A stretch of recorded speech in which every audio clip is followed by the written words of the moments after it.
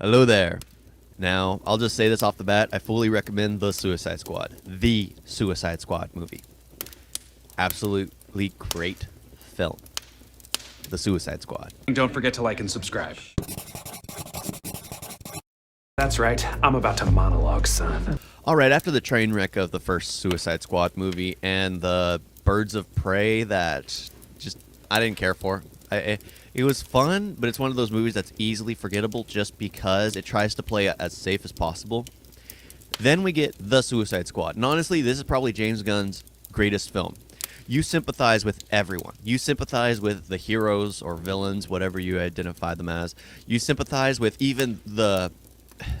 Okay, this is very confusing because everyone's a villain.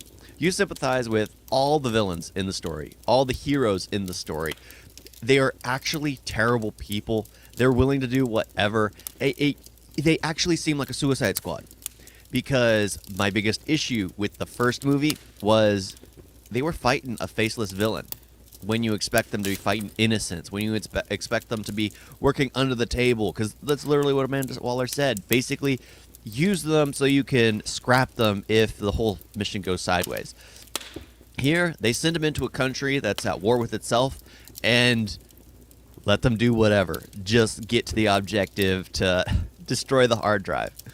So much that's just going on. The characters are absolutely funny because here they have Bloodsport, who's Idris Elba, and his job is he's a great shot who can literally turn anything into a weapon. And then Amanda Waller's talking to Idris Elba because he's the leader of the team and how he's going to be in charge in how everyone's being picked off their specializations. And then she takes him to Peacemaker's cell and goes like, this is a guy who's been trained for years and everything he touches can be a weapon. And it's just like, you literally said everyone is unique, and you literally got two people who are exactly the same. Idris Elba and Peacemaker, John Cena, are literally two exact same. I found it hilarious. It's just like, oh my gosh, these people. I do gotta say, one thing that made me sad is, out of all the characters you had to kill, why did you go for one of them that was my absolute favorite? I don't want to spoil it for anyone, but it's just sad. But it does make sense. This is absolutely a Suicide Squad film. Literally, what you expect to happen, happens. Not in a bad way. That's not in a bad way. It's not predictable exactly. It's just, yeah, characters you think are supposed to die, don't die. Characters that you think will die, do die. Characters that you expect not to die, do die. And each character is tragic. I mean, honestly, I can tell that there's going to be a new Zemo dance scene, and it's all going to be Polka Dot dancing in the bar surrounded by his mother. Yeah, that's going to be the new thing. They better come out with a longer version of that, because that was just creepy and funny. It was that it's just like, oh my gosh. The movie changes its pace, because it's like a storming the beach of Normandy type film. And then it transitions to a stealth operation film. Then it transitions to a rescue film. And then it transforms into a heist film. And then it transforms into a kaiju film / zombie film. It transitions so well, so fluidly. But everyone you absolutely love. Like, one thing I do love is like Tiki Watiti. Sorry, man, if I butcher your name. It's kind of hard to say. It's very confusing, dude. Can just TW, yeah, Tiki what Tiki, yeah, TW or yeah, TW. That's what I'll call you, TW.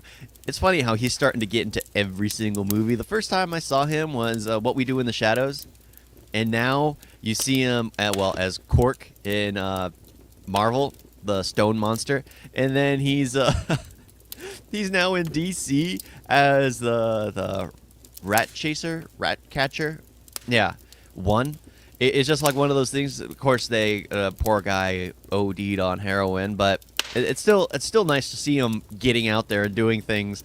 In the fact that he's in Free Guy, I am absolutely enjoying it all. It was fun to watch every bit because you felt sorry. Even Polka Dot telling his story, because you think his power is completely stupid, completely dumb, but as he's talking about it, because he hates violence. He hates violence. So he imagines everyone as his mother. It's just like, oh. So maybe spoilers? I don't know.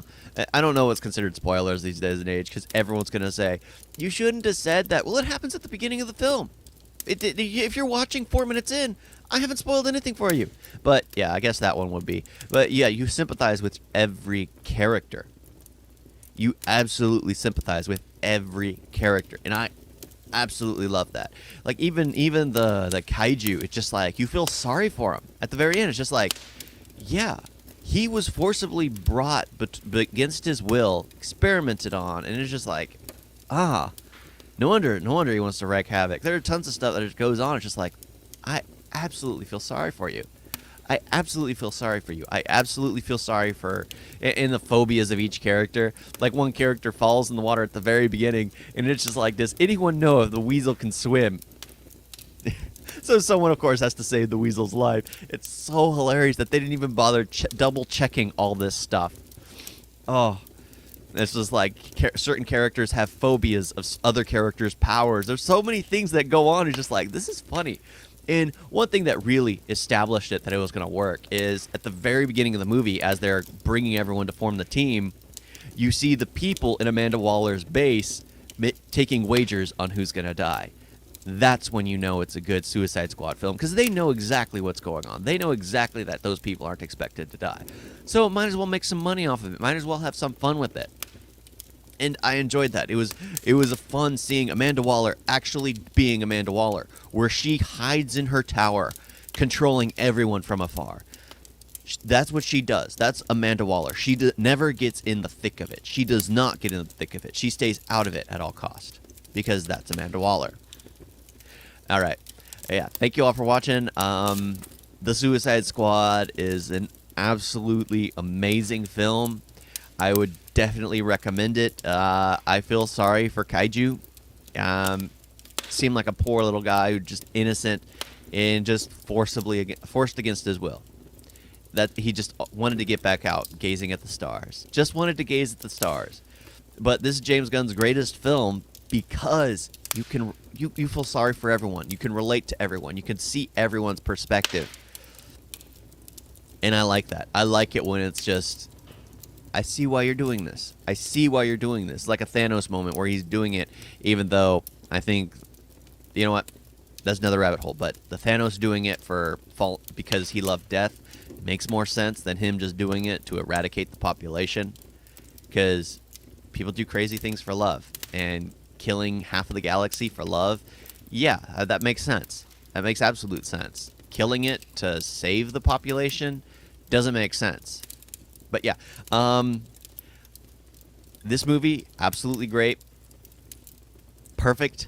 I'm trying to think of things that could be wrong, but the only thing that could be wrong is that one character that died that I absolutely loved. It was devastating to see that happen. I was thinking, because there is the post-credit scene, I was thinking he was going to return in the post-credit scene, but no. We did get someone in the post-credit scene, but it wasn't the one I wanted. Sad, huh? Thank you all for watching. Talk to you next time. Toodles.